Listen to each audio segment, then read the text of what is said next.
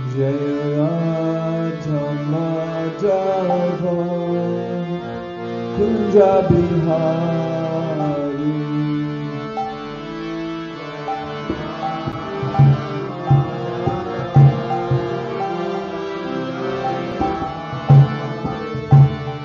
Jaya Radha Madhava Kunja Bihari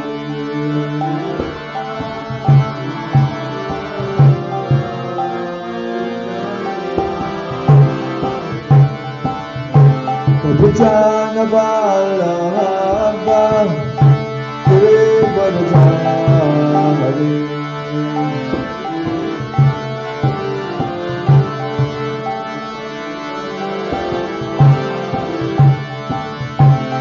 Vijana Vallabha Girivaradhari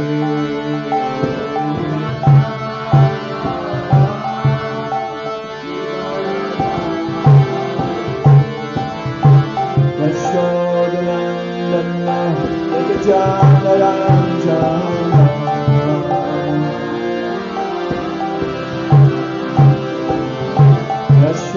Yashodanandana Jagajanaranjana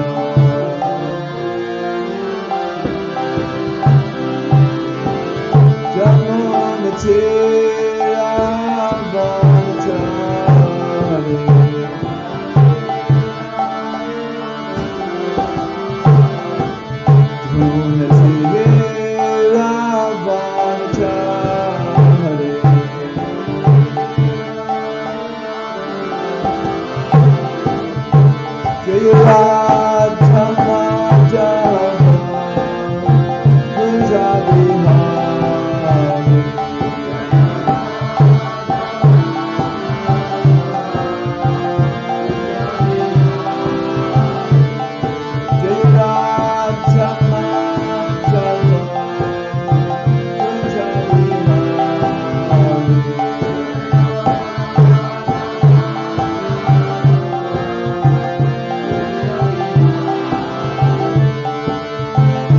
Jana Vallabha Girivaradhari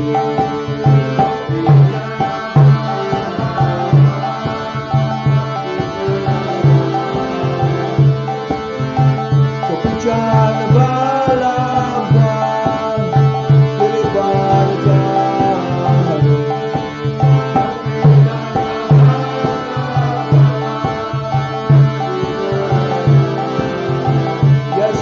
Yashodanandana Jagajanaranjana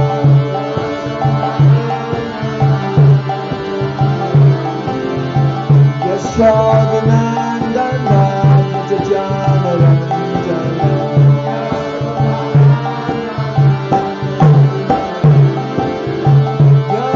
Yamunatira Vanachari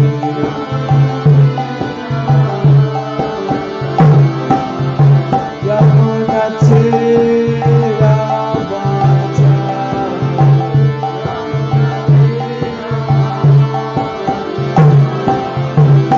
Jaya Radha Madhava Kunja Bihari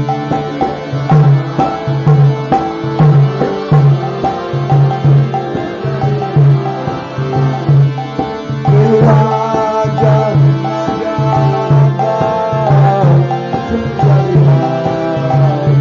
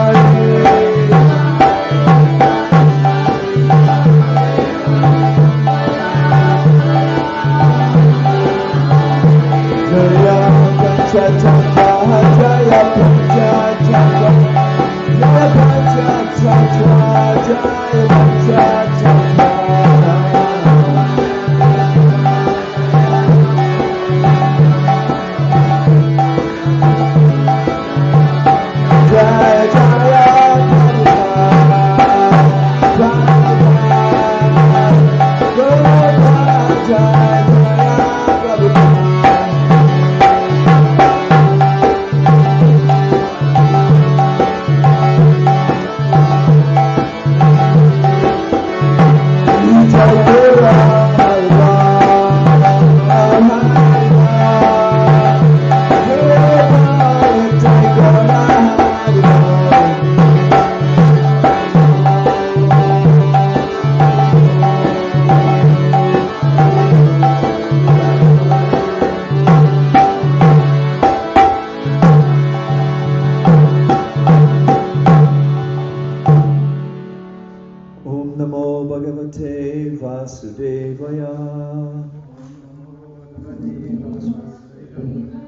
Namo Bhagavate Vasudevaya.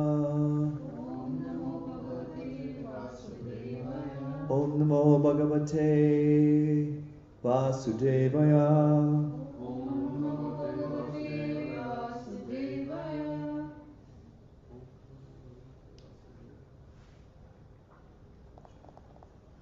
Namo Vishnu Vidaya Krishna Vastaya Vidaya Shri Bhaktivedanta Swami Nityananda Namaste Saraswati Devi Gauravani Vacharani Nirvishesha Shunya Bhakti Vastita Deshita Amigadati Nirandasya Jana Jana Shalaka Chakshun Metamena Tasma Shri. So today we're discussing the Bhagavad Gita, chapter 1, and it's text number 30. There's some Bhagavad Gitas there if anyone wants to take it. Can I have one? Yes, please, yeah. There's, I think there's another one here. There's some here as well. Let me just check. Yeah. I'm going to do it on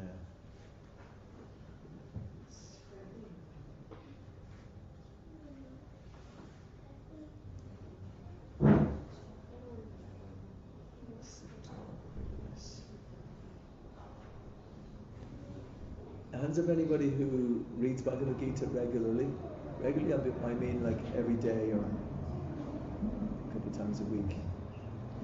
Bhagavad Gita is it's a book which really needs to be read over and over again. I'm not trying to make any out that in any way amazing or anything like that, because I'm just reading on the instruction of my spiritual master. But I'd say I've been reading it about 100 times now, I'd say, the last so many years. And, every time it gets better. You can't say that about so many kind of soap operas that we go and watch, soap shows or whatever they call them. But this is powerful, because it's Krishna speaking and it's ever fresh. It's always new, because we approach it ourselves in that way as well, because we are actually gaining more spiritual knowledge as we go on, and so every time we approach it, we're more spiritually aware and we're seeing more in it, because it's constantly, like, it gives us so much, like it's God himself, Krishna himself is there, present. He's none different than the Bhagavad Gita. So if somebody says, can you approach God, right? Can you approach God? The source, there's a few of us here in the room here, but if you can imagine, like even in Ireland, say in Dublin, even on this street, there's literally hundreds of people going on, walking this way, that way, but Krishna is in everybody's heart. He knows what each person is thinking, and that's just the people. There's so many insects, there's so many microbes, and this is just one little street in Dublin, But can you imagine, millions of universes, not just worlds, but universes, and still Krishna knows everything that's going on in every one of them. So that's who we're talking about when we're trying to approach somebody. He's a pretty amazing person. So, but he still consents to appear in a form that we can relate to. So I'm going to read. This is a particular section in the Bhagavad Gita whereby Arjuna is, he's on the battlefield, and he's basically, sees all the army in front of him, and he's becoming a little perplexed, basically, because he thinks, I'm just about to fight these people, and they're all my cousins, brothers, uncles, grandfathers, Can you imagine, like, think of your own family, right? Think of your own family for a minute. And then just think that there's a war on and that you're going to face all your family members. How would you feel? You wouldn't feel too good, sure you wouldn't. You'd feel pretty devastated, I'm sure. But in this particular instance, this is Krishna is asking Arjuna to fight in this fight, you know. So now we'll see some of the reasons why Krishna is doing this. Okay, so I'm going to read from the text if you want to follow number 30. I'll read the Sanskrit.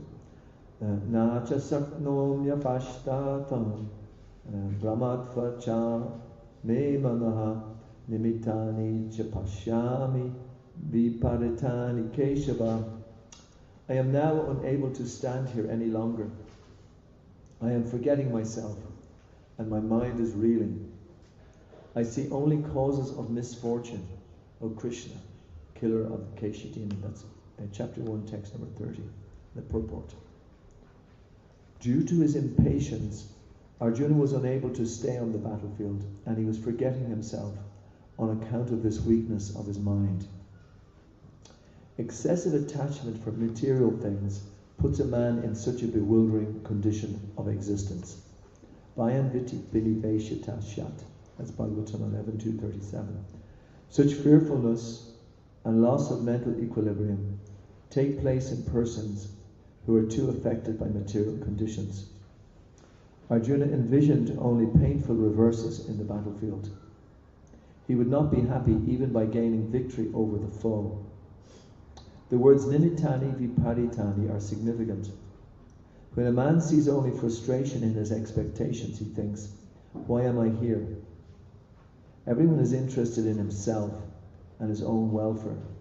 No one is interested in the Supreme Self. Arjuna is showing ignorance of his real self-interest by Krishna's will. One's real self-interest lies in Vishnu and Krishna. The conditioned soul forgets this and therefore suffers material pains. Arjuna thought that his victory in the battle would only be a cause of lamentation for him. So my question is, I meant to say to you to study this very seriously and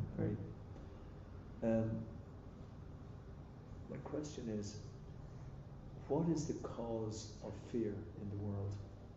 Why do we experience fear?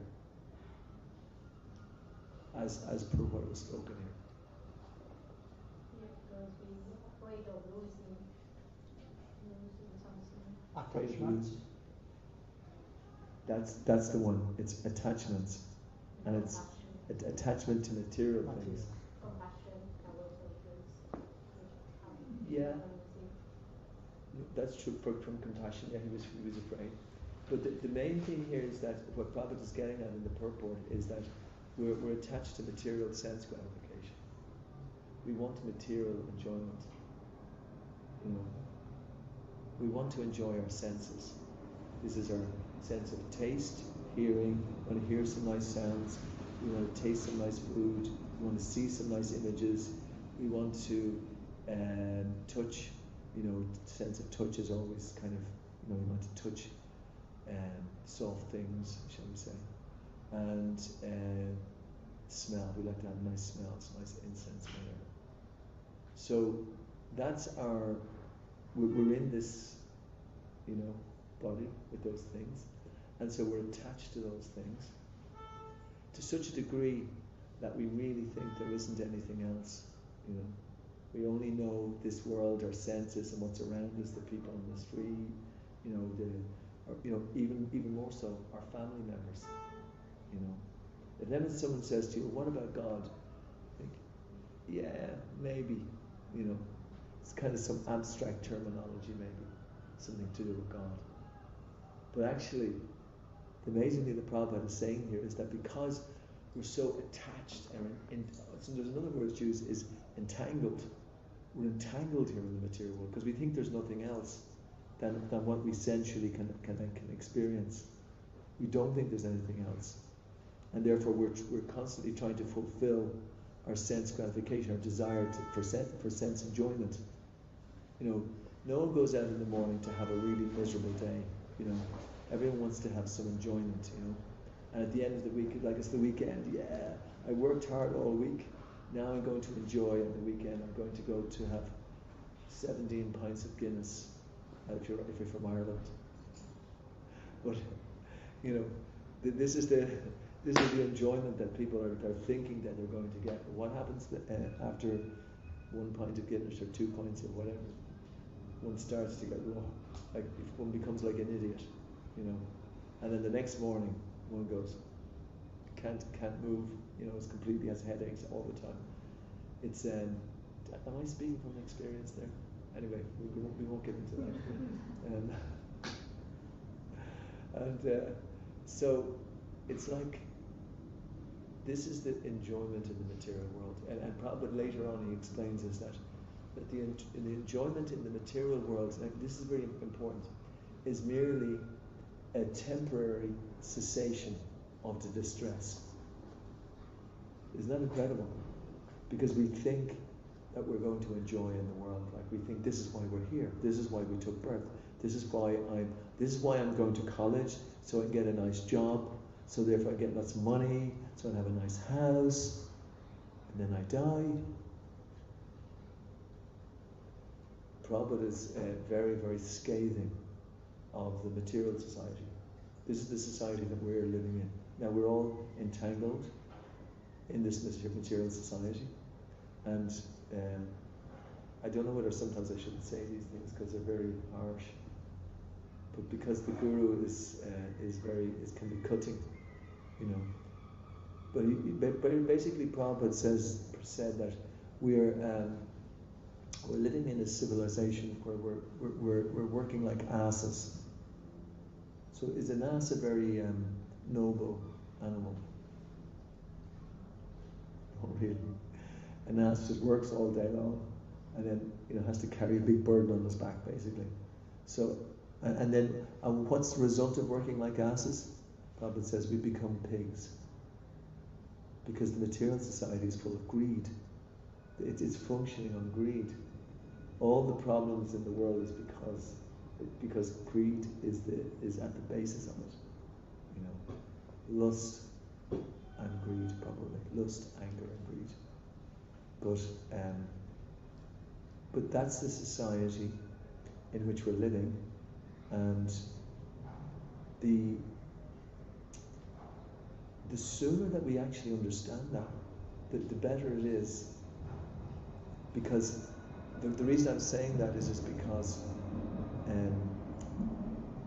we actually, and what Bhagavad Gita is explaining is that there is a spiritual dimension, there's a spiritual world. Now, lots of people say that in different, religious systems, but in the system which is presented in the Vedas, and particularly in Bhagavad Gita and Srimad Bhagavatam, gives very clear pathway in which to experience the spiritual dimension. And in fact, we can experience here in this lifetime the spiritual dimension. We can experience it from moment to moment. It's available. I meant to say at the start of the class, my car is parked in a pay machine, and that's my car is. So I'm going to have to pay for the last half hour, which I shall do now. I'm a very conscientious citizen. Actually, I just don't want to get a fine. That's it. Yeah, I'm parked now up till 7 o'clock, so okay. But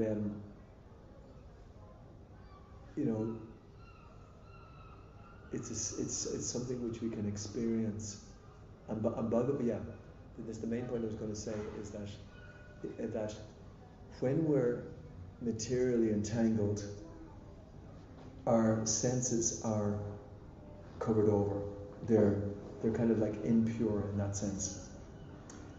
They prevent us. If we're constantly looking for sense enjoyment, we will not be able to experience the spiritual dimension.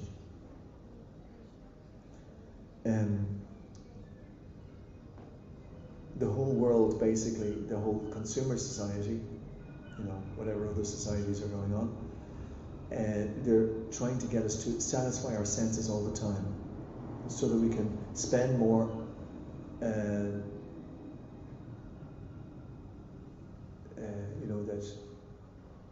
That we can so-called enjoy more. In other words, the gross domestic product. We're constantly looking for growth. Constant growth in society. So that means that the citizens have to be, come on, buy more. We have to get growth. We have to have jobs. And then suddenly, everyone is running, and this is and they're working like one job, two jobs, husband and wife, husband 2 jobs, wife 2 jobs. All the time, running, and we don't even think of anything to do with their spiritual life. It becomes kind of lost. But the material society has no interest in that. So that's why these books they're dangerous in a sense from the material point of view, in a sense, not completely. So Krishna consciousness means that we're trying to purify our senses. Tashi Krishna Namadi Nabhava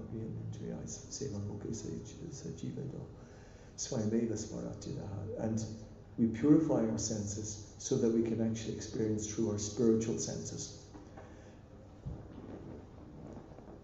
Because that's who we are. We're the spirit soul who has spiritual senses, but we're covered by these material bodies and the material world and the material senses. And the material world is a place which tries to keep us on the material platform. And that's why we have these classes on Bhagavad Gita, so that we can actually experience, we can direct ourselves towards the spiritual platform. So the main points that I was taking out of that is that excessive attachment for material things puts a man or a woman in such a bewildering condition of existence. So it's attachment. We're forced to become attached to these things, and that bewilders us, right? And this is what's happening Arjuna on the battlefield. He's attached. It's quite interesting. He's seeing these painful reverses in front of him, and he's becoming really disturbed, and he sees only frustration. So then Prabhupada in the purport says, everyone is interested in himself and his own welfare. So people might say, well, I have to look after myself, don't I? I can't expect everyone else to look after me. I have to look after my own welfare. Yes and no. Because what can we really do? How can we actually look after?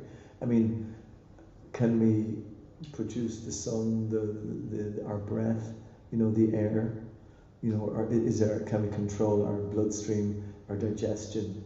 All these things are going on. There's nothing we can do about that. That's all happening by some other force, and somebody else is looking after us. That's the point. Somebody else is actually looking after us, and what we have to try to learn is that, and it says here that Arjuna is showing ignorance of his real self-interest, because one's real self-interest lies in Vishnu or Krishna. That's our real self-interest, because I was talking about the soul being there, but the soul is there, but we have a soul because God is powering our soul, because God is the most powerful person who's powering everybody. So in that sense, if we realize that, but if we don't just think about our own welfare, which is usually our material welfare or our senses, to try to satisfy our senses, we're not thinking about the spiritual dimension. That's normally what's been spoken about here. But here we have to try to stand apart and think about there's Krishnas involved here. And this is what Prabhupada is saying in the purport, that Arjuna is getting completely, he's forgetting about Krishna, he's just thinking about his own welfare. Is that clear? Is there any questions? Anyone wants to ask anything? Speak up, it's fine. Okay, we'll go to the next verse, 31. Na cha sharvashreyo nupasyami advasvajanam ahave na kakshe vijayam Krishna na cha rajam sukhani cha. Translation. Is Arjuna speaking. I do not see how any good can come from killing my own kinsmen in this battle. Nor can I, my dear Krishna, desire any subsequent victory, kingdom, or happiness. So let's see what Prabhupada says about this. Arjuna is saying to Krishna, I can't see any future in this. I'm going to kill all my relatives. Is this just horrible? I'm completely becoming bewildered. So Prabhupada says, and listen carefully if you can. Without knowing that one's self-interest is in Vishnu or Krishna, Prabhupada is repeating that again, conditioned souls are attracted by bodily relationships, hoping to be happy in such situations. In such a blind conception of life, they forget even the causes of material happiness. Arjuna appears to have even forgotten the moral codes for a Kshatriya. It is said that two kinds of men, namely the Kshatriya who dies directly in front of the battlefield under Krishna's personal orders, and the person in the renounced order of life who is absolutely devoted to spiritual culture, are eligible to enter into the sun globe, which is so powerful and dazzling. Arjuna is reluctant even to kill his enemies, let alone his relatives. He thinks that by killing his kinsmen there would be no happiness in his life, and therefore he's not willing to fight, just as a person who does not feel hunger is not inclined to cook. He has now decided to go into the forest and live a secluded life in frustration. But as a Kshatriya, he requires a kingdom for his subsistence, because the Kshatriyas cannot engage themselves in any other occupation. But Arjuna has no kingdom. Arjuna's sole opportunity for gaining a kingdom lies in fighting with his cousins and his brothers, and reclaiming the kingdom inherited from his father, which he does not like to do. Therefore he considers himself fit to go to the forest to live a secluded life of frustration.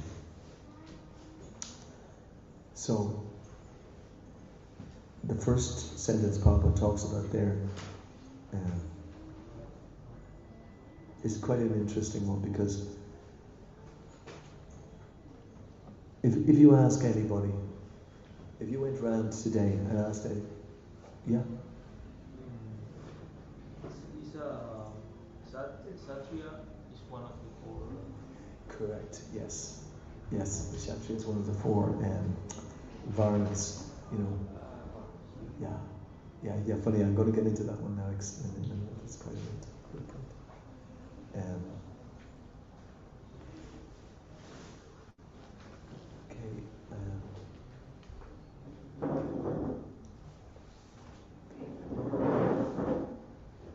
And it's just that if you went around and asked anybody today, right?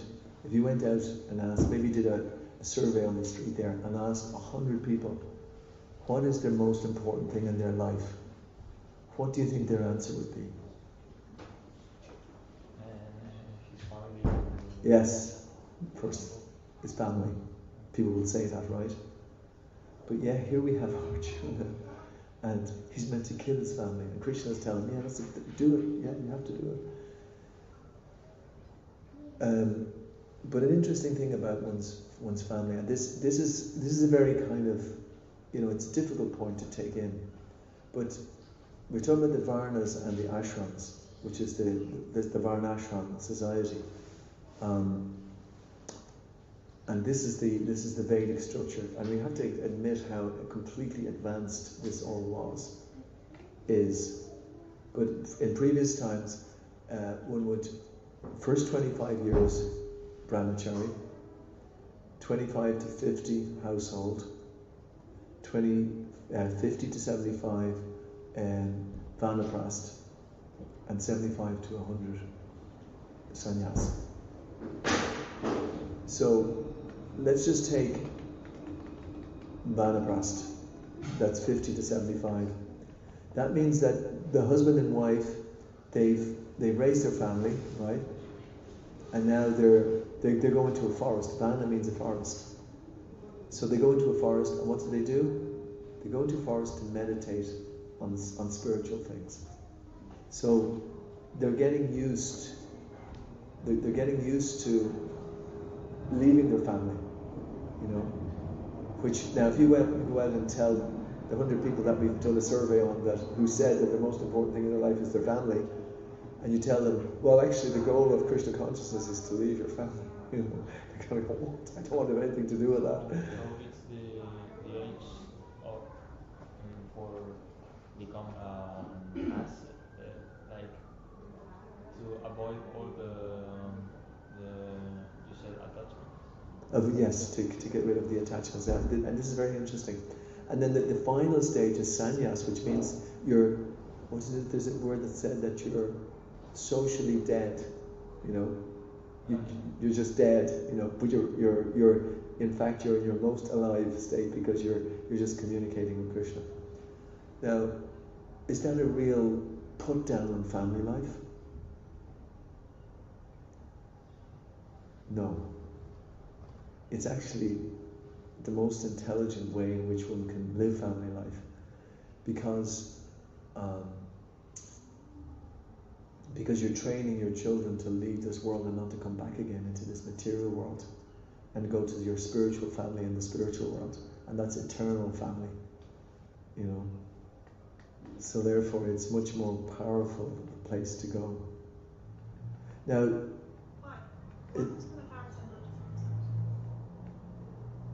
But I think you will not meet your family in this world. It depends. After that. Yeah, that's a good point. Yeah. Okay, I'm going to take you. In Manu Smriti. Say again, Manu Smriti. Yeah. Yeah, I think Manu says that. Yeah. Okay, that's okay. That's one point. Yeah. Darren. Sorry, man. Sorry, I'm late. I was downstairs. Yeah. But, I think just a minor comment. But I was reading this during the week. This chapter, ironically enough. Okay. But I get the whole thing about leaving the material, like the spiritual world, and leaving your family. Am I right in saying that he had to kill his family? Okay. Yeah. This is what I couldn't Yeah. thoroughly grasp. Okay. I get to leave your family. Yes, because that's most of our position. Because we all have to. Yeah. Do you know, we all have to But leave. the aspect of more Okay. Okay. No, that's fair enough. And later in the purports, in these purports, you'll see that these people who are on the opposite side of Arjuna, who are his family members, they're already dead because Krishna has, you know, they're already killed. Krishna has killed them, and you know why? Because they were trying to kill Arjuna, and they spent the whole of their lives trying to destroy these devotees, this pure devotees that Krishna had on the, you know, Krishna. And I don't know. There's a greater scenario here. It may seem like that initially if you're looking down on it, but actually there's a greater scenario because, as I mentioned here a few times, this is an actual intergalactic war which is going on.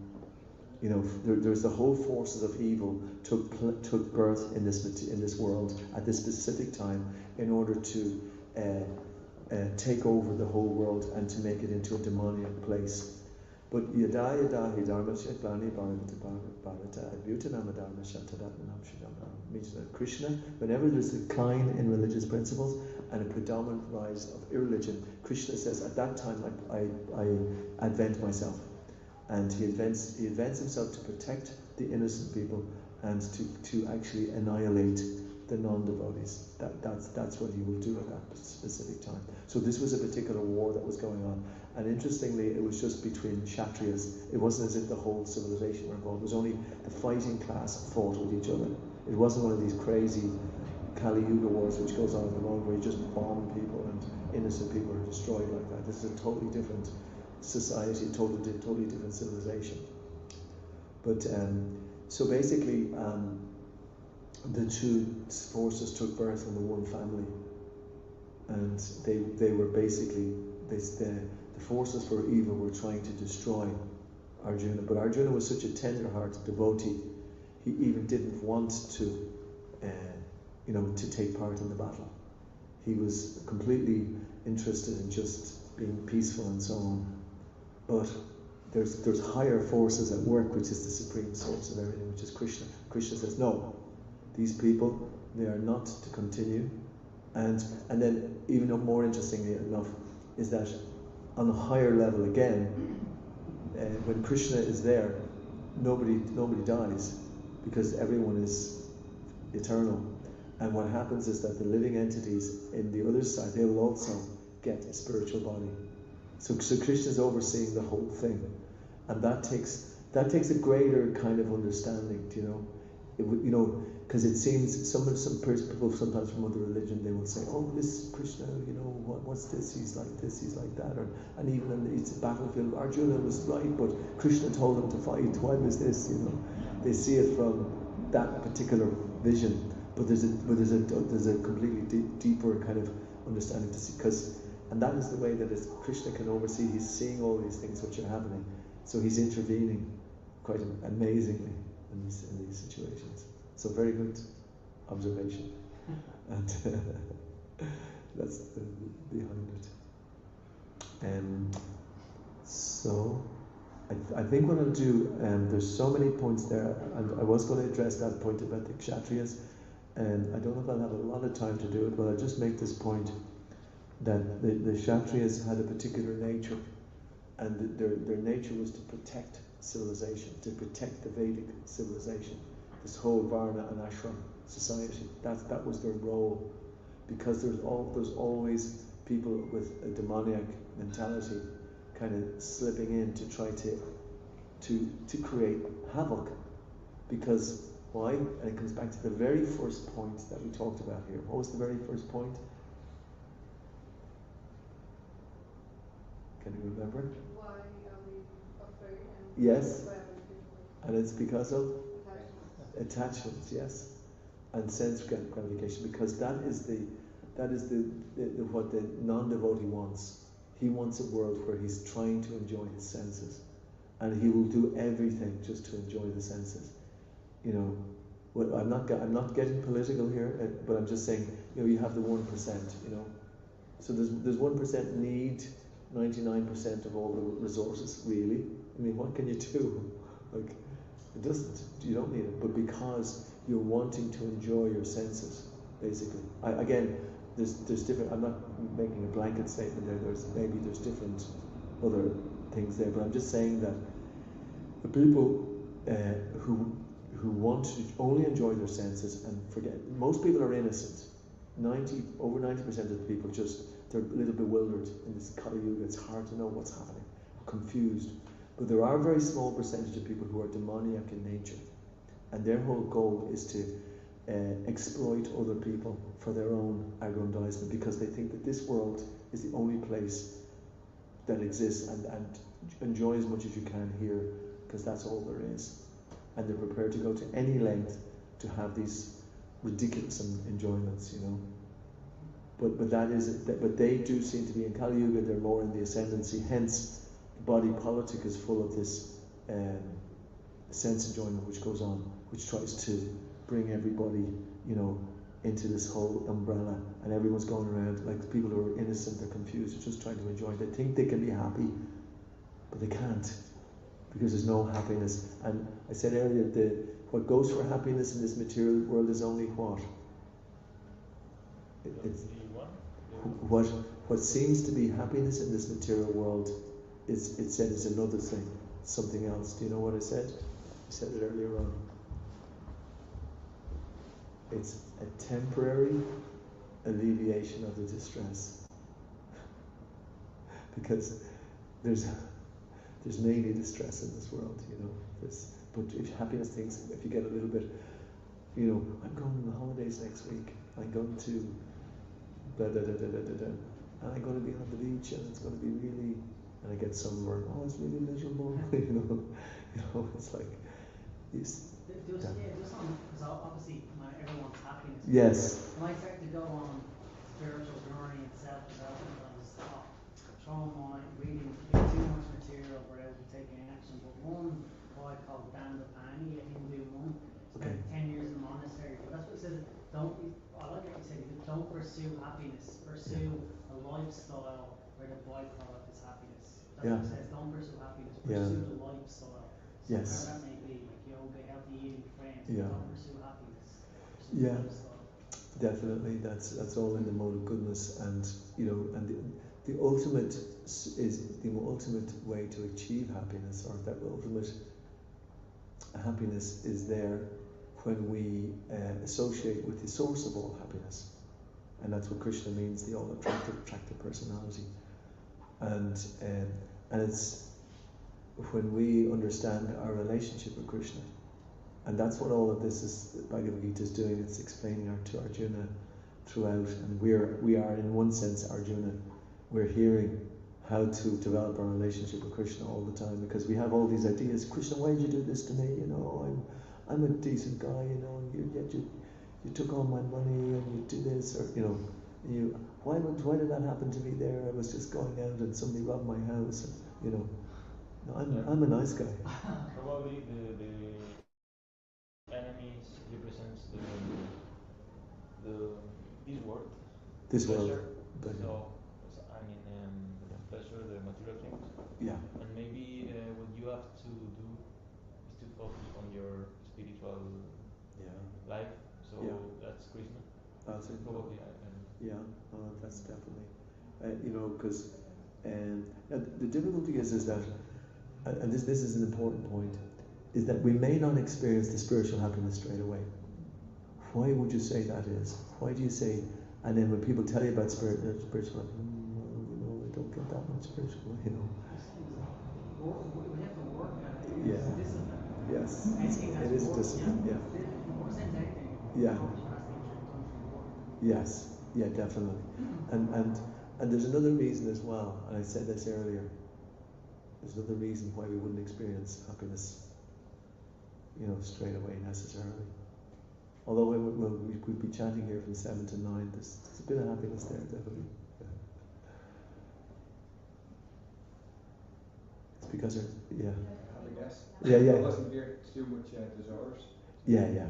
Because our senses are covered. You know, they're looking for happiness, but they still want material things. They haven't been trained to look for spiritual, and they're covered. You know, our spiritual senses are covered by matter and material desires. So therefore, it's difficult. You know, but what you're talking about is discipline and all of that. All of these things are ways in which we can develop our spiritual acumen. And then in the ultimate issue, even despite all that we might do, it's still not enough. But what is important is that Krishna will then say, okay, you know, we're depending on Krishna. And the whole end of the Bhagavad Gita is Sarva Dharma Parityaja Mamekam Sharanam Vraja, which means abandon all varieties of religion and just surrender. So that's something which we're trying to realize how to surrender to Krishna. And I'm just aware that I might go on to the next verse. I was going to do 36 as well, but I might just get to 32 and 35. So we'll do 32 to 35. I won't read the Sanskrit because we haven't so much time. Translation. It's Arjuna again. He's lamenting. O Govinda, of what avail to us our kingdom, happiness, or even life itself, when all those for whom we may desire them are now arrayed on this battlefield?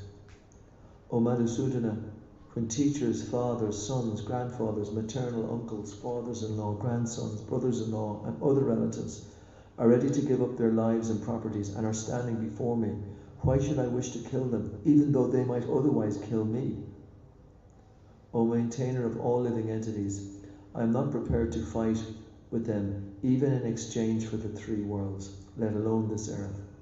What pleasure will we derive from killing the sons of Dhritarashtra? Says Arjuna, lamenting. And then the purport. Arjuna has addressed Lord Krishna as Govinda, because Krishna is the object of all pleasures for the cows and the senses. By using this significant word, Arjuna indicates that Krishna should understand what will satisfy Arjuna's senses. But Govinda is not meant for satisfying our senses. If we try to satisfy the senses of Govinda, however, then automatically our own senses are satisfied. I'm just going to repeat that because that's a really important part. Because this answers our question, you know. How can we be happy? But the Govinda is not meant for satisfying our senses. God, why didn't you give me this? Why didn't you give me that? If we try to satisfy the senses of Govinda, however, then automatically our own senses are satisfied. Materially, everyone wants to satisfy his senses, and he wants God to be the order supplier for such satisfaction. The Lord will satisfy the senses of the living entities as much as they deserve, but not to the extent that they may covet. But when one takes the opposite way, namely, when one tries to satisfy the senses of Govinda without desiring to satisfy one's own senses, then by the grace of Govinda, all desires of the living entity are satisfied.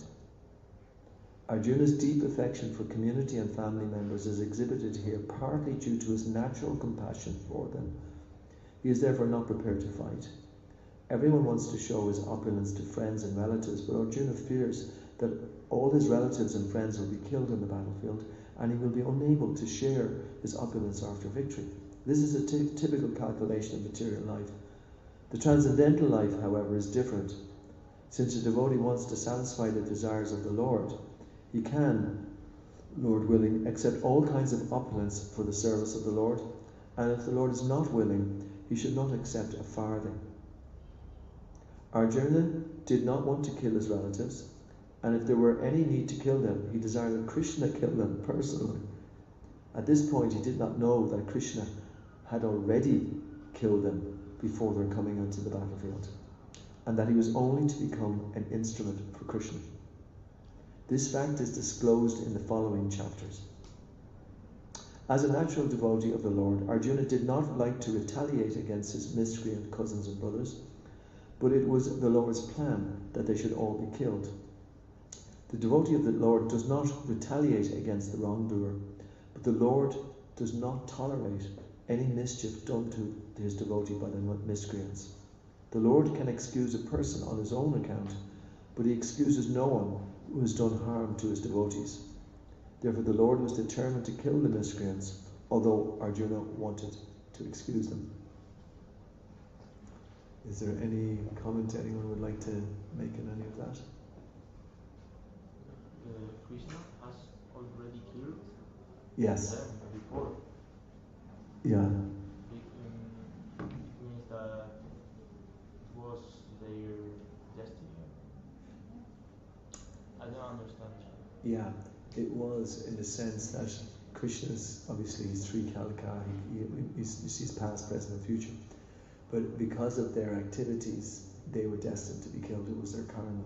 So Krishna indirectly is, he's indirectly, killing them in that sense. It says before because it's something that's going to happen 100%. Yeah. We had a good discussion about that a few classes back, destiny and karma and free will, and it's a big subject, but ultimately we have free will, and we free will to choose, Maya or Krishna, and if we choose Krishna, then between the material Maya, or Krishna, and it means that if by choosing Krishna, our real nature will be revealed. We can be ourselves completely if we choose Krishna. Well, this is the one thing I like. So I'm not to do that. Like, if we chose the material, I'm trying to be on the spiritual path and trying being the word, be the best person I can possible. But is the material world not Krishna as well? It's not all Krishna, like a spirit. I don't know. The material world is Krishna. It's kind of like Krishna's Maya. Krishna says my Maya. It's Krishna's servant, and she has a particular task, and the task is to test the devotee if they're ready to go back to the spiritual world, because if they're not ready, then they're going to make a disturbance in the spiritual world. So Maya tests us here to see, do we really want Krishna, or do we still want to be the enjoyer or the center? That's the test that goes on every time, every minute of the day. So we may have been a rascal for many years, just not ignoring Krishna, just enjoying us, and then suddenly we hear about Krishna consciousness, and and then we say, Krishna, I'm ready. Yeah, take me back now, I believe in you. But, Krishna, are you really ready? So he tests and sees. And Maya, that's what Maya does. It's like it's a service that she does for Krishna. So, Maya, So just one other question. Okay, so like we have free will. Yes. And about we make our own choices, but then Krishna already knows what choices we're gonna make. This is how it works. Well, yeah, this is a spiritual dynamic which we may not absolutely understand from the material perspective. The dynamic is very interesting because we can only be ourselves in relationship with Krishna. Like Krishna, we know in the spiritual dimension, Krishna allowed himself to be tied by Mother Yashoda. But he knew when Yashoda was going to tie him. But he actually didn't, because that's Krishna in his pastime. He takes the position. He actually deliberately, because he has full faith in his pure devotee, his pure devotee tells him what to do. Orders him here, orders him there. And this is Krishna's pleasure. So there's an amazing dynamic that goes on in the spiritual dimension, and we'll find out more. It's much more complex. What about which? It's much more complex. Oh yeah, it's multidimensional. I mean, I think that God doesn't need you, but you probably need God. So it's not the same situation. But it's interesting though. At the same time, he doesn't, but he does, because Krishna has expanded himself into living entities, into us, and he's done that. So in one sense, this is the whole philosophy of simultaneously one with and different, Achinta Bheda Bheda Tattva, and that Krishna also he loves us more than we can ever imagine, but yet his devotee Radharani loves him more than Krishna can love her. So it's a whole new world. Did Krishna bring us all here together at this moment in time? Yeah, that's all happening by Krishna's arrangement. Yeah. Okay. I mean, us here, Yeah. we have free will, but there's divine will. I experience certain synchronicities. But Yes. does Krishna? That is, Krishna often is seen in that synchronicity. All right. Yeah, that's part of Krishna's energy. All right. And when you on the really advanced stages, for one who sees me everywhere and sees everything in me, I'm never lost, nor is ever lost to me. A pure devotee sees Krishna everywhere. There's no place he doesn't see Krishna. Yeah. Okay. So it's very. Yeah. That's where we want to get to. Yeah. Okay, we better stop because it's great. I mean, I'm going to stop earlier the next time because we can have more discussion. Because this is churning it up is where the real energy happens in spiritual life. Actually, it means that we can get kind of deeper insights. Srimad Bhagavad Gita ki jai. So now we're going to start on the second part.